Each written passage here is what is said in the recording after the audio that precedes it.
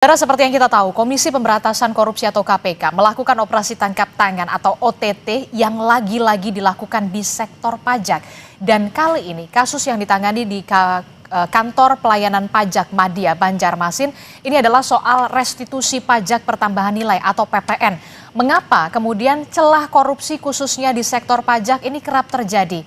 Mulai dari gratifikasi kecil hingga pengurangan pajak raksasa. Kita akan bahas bersama dengan sejumlah narasumber melalui sambungan daring. Sudah hadir bersama kami peneliti Pusat Kajian Anti Korupsi dari Universitas Gadjah Mada, Zainur Rohman, dan juga ada Wakil Ketua KPK 2015 hingga 2019, Bung Saud Situmorang. Selamat pagi, Assalamualaikum Bapak-Bapak.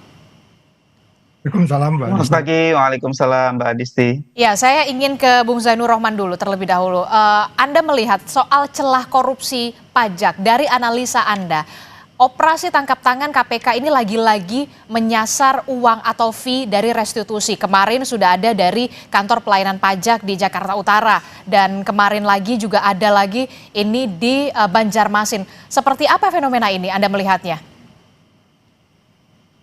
Ya, artinya ini memang problemnya bersifat struktural ya. Tidak bisa hanya dianalisis menggunakan pendekatan pelaku secara personal.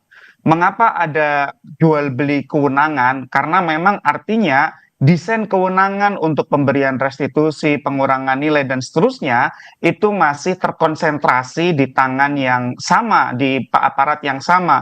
Ketika ada perbuatan nakal dari kepala kantornya, maka kemudian korupsi itu tidak bisa terbendung lagi. Sederhananya Mbak Adisti, korupsi itu adalah ketika kewenangan yang dimiliki oleh pejabat negara disalahgunakan untuk memperoleh keuntungan pribadi. Nah, ini artinya memang selama ini ya antara pejabat yang menetapkan nilai pajak dan kemudian memberikan pengurangan pajak atau restitusi itu berada di tangan yang sama sehingga tidak cukup adanya saling kontrol, saling mengawasi di antara sesama aparat pemungut pajak. Nah, yang kedua saya melihat ini kok terus-menerus gitu ya di lingkungan Kementerian Keuangan gitu. Kemarin baru selesai OTT di Jakarta Utara, kemudian di bulan berikutnya OTT di Kalimantan Selatan. Artinya gitu ya, ini penyakitnya terjadi gitu ya. Sepertinya ini benar-benar memang bersifat sistemik. Padahal ya Kementerian Keuangan apalagi DJP itu sudah melakukan upaya reformasi kelembagaan dari dulu. Mungkin sudah lebih dari 10 tahun. Mereka sudah ada pembenahan tata kelola, sudah punya kesejahteraan yang sangat tinggi. Biasanya sesama pegawai menyebut mereka sebagai tukin sultan ya, tunjangan kinerja paling tinggi di antara kementerian, lembaga dan daerah. Tapi kok ternyata memang masih ada korupsi. Artinya di sini ada problem itu tadi gitu ya, bertumpuknya kewenangan di tangan yang sama, sehingga ini harus dibenahi ke depan dengan memecah-mecah kewenangan itu agar tidak berada di tangan yang sama, Mbak Adisti. Oke, yang jadi saya ingin tanyakan kemudian adalah begini. Sebenarnya apa yang sudah terjadi di Kementerian Keuangan dalam hal ini adalah di sektor pajak atau celah korupsinya yang terlalu banyak, minimnya pengawasan, atau kalau tadi disebutkan dari soal kesejahteraan tidak, karena kan dari dibandingkan dengan kementerian-kementerian lain, Kementerian Keuangan, pajak, bea cukai, ini tukinnya tukin sultan. Jadi apa sebenarnya yang menjadi penyebab mengapa kasus korupsi ini masih terus terjadi? Kewenangan sangat besar, Mbak Adisti, pengawasan sangat minim. Kewenangan besar itu adalah kewenangan dari hulu sampai hilir. Ya, yang tadi saya sampaikan itu bertumpu pada satu kekuasaan. Dalam contoh ini adalah misalnya kepala KPP Madya gitu ya. Sehingga dengan kewenangan yang besar itu punya potensi untuk disalahgunakan, diperjualbelikan dengan wajib pajak.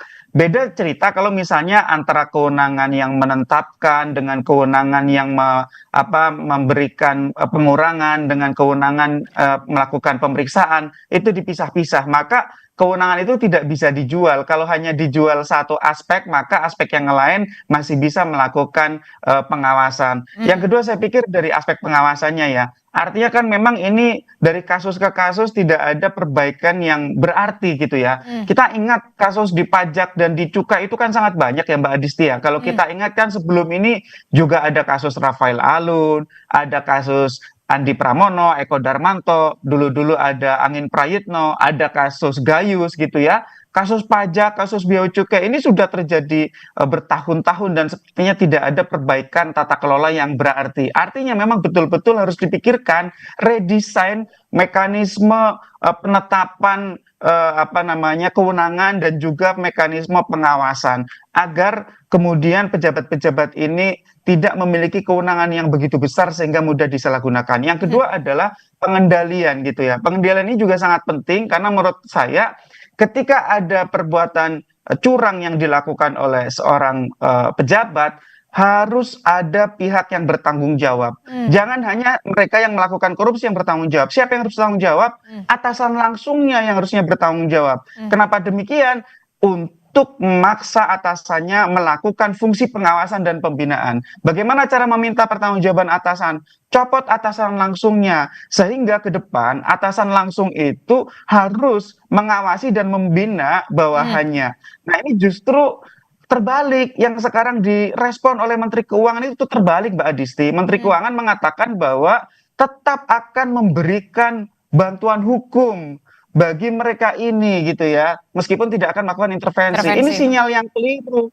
Ya pejabat-pejabat dan pegawai-pegawai yang nakal merasa, oh nggak apa-apa, toh saya dibela oleh bos saya. Ini menurut saya adalah sinyal yang keliru, Mbak Adisti. Oke, nah ini yang menjadi menarik juga, Bung Saud. Bung Saud, ini kan Anda pernah juga di KPK, korupsi di sektor pajak, bea cukai ini menjadi lahan yang basah. Kalau tadi menurut Bung Zainur Rohman, kewenangan yang sangat superior, tapi kemudian berbanding terbalik dengan pengawasan yang sangat minim. Harus ada yang bertanggung jawab. Setidaknya pimpinannya harus bertanggung jawab. Kalau dari Anda yang pernah berada di KPK, bagaimana soal penyidikan di sektor pajak dan juga bea cukai ini? Ya, pertama Mbak Disti harus paham dulu bahwa mereka ini semua pegawai negeri ya. Pegawai negeri itu dia mulai dari masuk aja itu sampai dia kemudian jadi eselon 1 itu banyak sekali kursus-kursus materi-materi. Bahkan kalau mau agak sedikit lebih holistik dia belajar di Lemhanas sana. Jadi artinya di situ semua mereka bicara risiko. Di situ mereka semua bicara bagaimana tata kelola yang baik. Di situ mereka bicara yang namanya SOP. Apakah ada SOP itu? Ada, banyak. Ya kan, melebihi dari yang kita pahami di sektor-sektor lain kalau kita bicara sektor keuangan. Tetapi ketika tadi Mas Jainur bilang ada diskresi yang sangat besar, di sini disasternya. Diskresi itu sangat besar, mulai dari tingkat lapangan sampai tingkat atas. Jadi kalau kita bicara aturan, kita bicara validasi, kita bicara bagaimana keputusan-keputusan dibuat, apakah teknologi membantu? Yes, membantu. Tapi teknologi itu kan kita tahu semuanya disimpangkan. Sekarang ambil contoh restitusi. Restitusi itu uang keluar, uang negara keluar tuh. Ya kan? Itu biasanya korupsinya lebih tinggi daripada uang masuk. Restitusi itu mirip dengan pengadaan barang dan seterusnya, pembangunan proyek dan seterusnya. Itu negaranya lebih rugi banyak tuh. Jadi sekali lagi, kenapa bisa terjadi restitusi? Apa nggak ada teknologi yang mencatat itu? Sebenarnya wajib pajak ini harus berdiskusi dengan Fiskus bahwa uangnya sekian. Ada teknologinya, ada di kementerian. Nah, kita tahu Kortek kemarin bermasalah juga. Jadi ini persoalannya bukan soal sistemnya yang tidak disiapkan dengan baik, tetapi memang personalnya yang bermasalah semuanya. Dan bagaimana kemudian itu bisa terjadi dari tahun ke tahun, tidak ada perubahan, teknologinya berubah, dunia berubah, karena memang ini menggambarkan bahwa Indonesia nggak mau berubah dari awal dari awal reformasi 98 atau katakanlah tahun 83 kita mulai menagih sistem pajak yang disebutnya dari sistem ditentukan oleh wajib pajak di petugas, kemudian self assessment datang. Self assessment itu yang kemudian berujung kepada sistem target. Sistem target itu menjadi bencana. Jadi semua orang ditarget-target dan mereka bekerja atas target. Bukan karena memang risiko-risiko tadi. Setiap usaha itu ada risikonya. Risikonya itu mereka tidak melapor dengan baik. Nah petugas pajak sudah masuk ke sana nggak? Teknologi bisa membantu. Ada teknologinya, tapi tidak digunakan karena diskresinya terlalu besar. Gitu Mbak Adisti. Oke, jadi tidak digunakan karena memang diskresinya terlalu besar begitu. Nah, kalau ada yang mengatakan begini, Bung Zainur Rohman, Purbaya mengatakan setoran pajak tumbuh 30% di Januari 2026.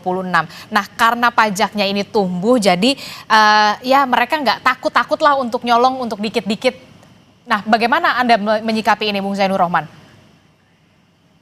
Ya tidak boleh ya dengan alasan yang demikian ya. Hmm. Tumbuhnya pajak itu kan nanti harus dinilai di akhir tahun ya, bagaimana kinerja dari DJP dan Kementerian Keuangan secara keseluruhan. Pun misalnya benar ada pertumbuhan pendapatan negara dari pajak ya, tidak boleh juga kemudian fiskusnya petugas pajaknya mengambil keuntungan secara melawan hukum. Nah tadi Mbak Adisti, kalau saya melihat memang ini sangat disebabkan oleh ya kombinasi tentu ya. Yang pertama adalah besarnya diskresi yang dimiliki oleh pejabat di perpajakan. Yang kedua betul saya setuju dengan Pak Saud, ada problem kebiasaan ya yang sudah membudaya di organisasi, di institusi, di birokrasi perpajakan kita. Kebiasaan uang suap, uang pelicin, uang gratifikasi gitu ya. Nah, selama ini gitu ya, antara wajib pajak dengan petugas pajak itu ada kontak yang cukup intensif. Kontak itu yang kemudian membuka ruang adanya tawar-menawar. Tawar-menawar harusnya dalam kerangka dinas, Mbak Adisti, bukan dalam kerangka memperoleh keuntungan pribadi. Nah, inilah yang menjadi celah pintu masuk, kemudian tawar-menawarnya diubah menjadi tawar-menawar untuk memperoleh keringanan dari pajakan ini, dan sebagai imbal baliknya dia memberikan sedikit dari hasil keringanannya kepada petugas pajak. Itulah yang kemudian menjadi suap. Si wajib pajaknya untung, si petugas pajaknya juga untung, negaranya buntung gitu ya. Nah, sehingga ini memang betul menurut saya harus dibenahi penggunaan diskresi di bidang perpajakan ya, harus ada pemisahan fungsi-fungsi di dalam internal birokrasi perpajakan, harus ada perubahan budaya di internal organisasi yang saya pikir memang sudah seharusnya harus dilakukan secara revolusioner karena ini terus-menerus terjadi. Tapi ini juga tidak khas perpajakan sih. Di Bea Cukai kan juga hal yang sama, Mbak Adisti ya. Hari kemarin kan juga KPK operasi tangkap tangannya 2 tempat itu. Kenapa juga terjadi di Cukai, Mbak Adisti? Karena ya semua diskresi yang diberikan di pajakan itu juga dimiliki di Bea Cukai gitu ya, mulai dari klasifikasi HS Code gitu ya, juga tentang jalur pemeriksaan, pengawasan ya, nilai pabean gitu ya, itu semuanya juga sangat rentan untuk diperdagangkan ya. Importir, eksportir itu kemudian menginginkan keuntungan menyelisihi aturan dengan cara membayar sejumlah uang kepada petugas bea dan cukai gitu. Sehingga menurut saya ini juga problemnya sama, problem diskresi yang sangat tinggi, pengawasan yang sangat rendah melalui interaksi antara pemberi layanan dengan penerima layanan, itulah kemudian berujung kepada korupsi. Mbak Adisti. Oke, diskresi terhadap pejabat di ke pajak dan juga di Bea Cukai yang terlalu superior, termasuk juga soal minimnya pengawasan. Nah, perubahan revolusioner seperti apa yang harus dilakukan oleh pemerintah pusat? Jangan sampai kasus-kasus ini tuh menjadi hal yang dalam tanda kutip ya, biasa, soal korupsi di sektor pajak, korupsi di Bea Cukai. Nah, seperti apa yang harus dilakukan? Bersih-bersih yang harus dilakukan dan perubahan yang harusnya dilakukan oleh dari Kementerian Keuangan, Pak Saud?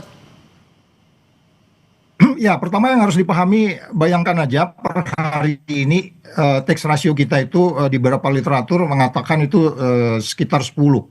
Bahkan kemarin ada sebutan ekonom mengatakan 9. Sementara kita tahu Vietnam tax ratio-nya itu menuju ke 18. Anda bisa bayangkan ya, produk domestik brutonya itu nambah naik, pembangunan ada di mana-mana gitu ya, katakanlah kalau kita pun itu basisnya utang segala macam. Tetapi kemudian itu tidak diimbangi dengan naiknya apa yang kita sebut sebagai tax ratio. Ini persoalannya kembali lagi di bagian depan. Ini bukan soal-soal yang kita sebut sebagai kita tidak memiliki teknologi. Ini soal politik yang kita sebut sebagai politik administrasi negara. Politiknya itu masih seperti ini. Lihat aja, Menteri Keuangannya masih omong-omong aja, nggak ada kebijakan. Oh iya, itu serahin aja ke KPK. Coba tanya, bagaimana kamu bisa selesaikan ini? Dia nggak ngejawab. Itu urusannya KPK. Urusan kamu itu membenahi tax ratio untuk bisa menjadi di atas, katakanlah 12% dalam tempo sekian tahun ke depan, supaya kemudian pertumbuhan ekonomi naik.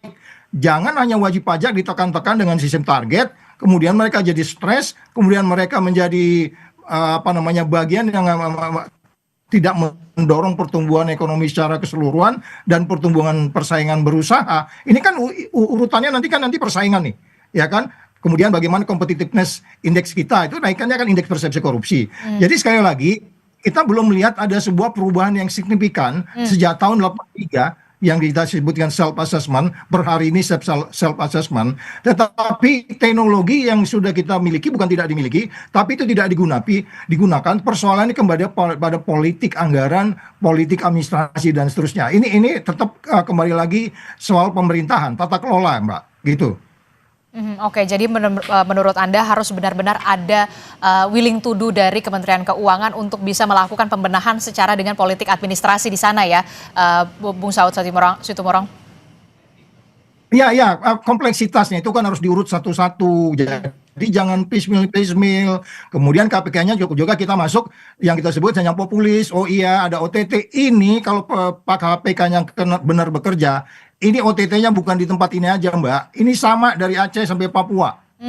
Jadi kembali lagi, sekali lagi saya katakan, tuh benahin KPK, banyakin petugasnya, supaya kemudian tax ratio-nya naik. Katakan KPK sekarang punya strategi yang baik untuk pendapatan ya, karena pengeluaran kita ini sekarang sangat luar biasa konsumsinya untuk MBG dan seterusnya. Oke, tapi bagaimana mereka bisa lebih masif berefek jerah sehingga tidak populis aja kelihatan OTT barang ada orang bilang strategi yang mulai masif tapi nyatanya nggak sustain.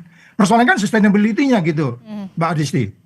Oke, persoalannya adalah sustainnya. Nah, kalau dari Bung Zaidur Rohman, dari kacamata Anda, apa yang harus segera dibenahi dari persoalan di Kementerian Keuangan, di naungan Kementerian Keuangan? Kalau menurut Bung Saud Situmorang, ya harus ada willing to do juga dari Kementerian Keuangan untuk kemudian bisa melakukan pembenahan secara menyeluruh, termasuk juga soal tata kelola dan juga politik administrasi di sana. Nah, Mbak Adisti, yang pertama itu kepemimpinan dari Menteri Keuangan. Akui ada banyak problem di dalam Kementerian Keuangan. Yang kedua, jangan lakukan pembelaan kepada pegawainya atau pejabatnya yang terkena OTT. Itu adalah sinyal yang buruk. Yang ketiga, lakukan pembenahan dari sisi sistem. Jangan satukan, tetapi pisahkan fungsi-fungsi yang menilai dipisahkan dengan yang memutus, dengan yang mengeksekusi, dengan yang mengaudit, dengan yang mengawasi. Itu fungsi-fungsi itu harus dipisahkan. Yang ketiga menurut saya adalah sangat penting untuk bagaimana ada pertanggungjawaban atasan langsung agar atasan mau untuk mengawasi dan membina bawahannya.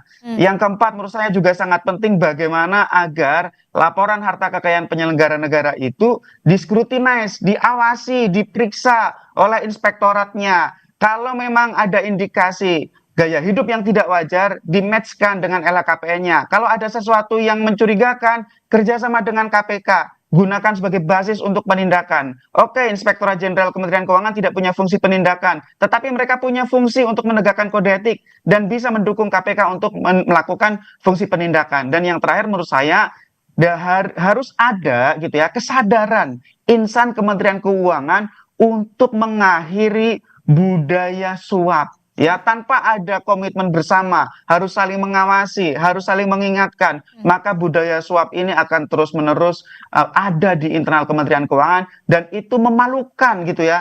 Mereka adalah tukin sultan, tunjangan kinerja paling tinggi di antara jajaran kementerian, lembaga, daerah. Mereka harusnya menjadi contoh, menjadi teladan, menjadi tumpuan, di mana seharusnya mereka bersih, mereka prima, mereka menunjukkan pelayanan dengan teknologi yang tinggi. Jadi sekali lagi kami berharap harus ada kesadaran betul di internal Kementerian Keuangan untuk mau berbenah, untuk mau berubah. Mbak Adisti. Oke, itu harus ada begitu ya dari Kementerian Keuangan untuk bisa menjadi momentum di Bea Cukai, pajak ini bisa menjadi momentum bagaimana kemudian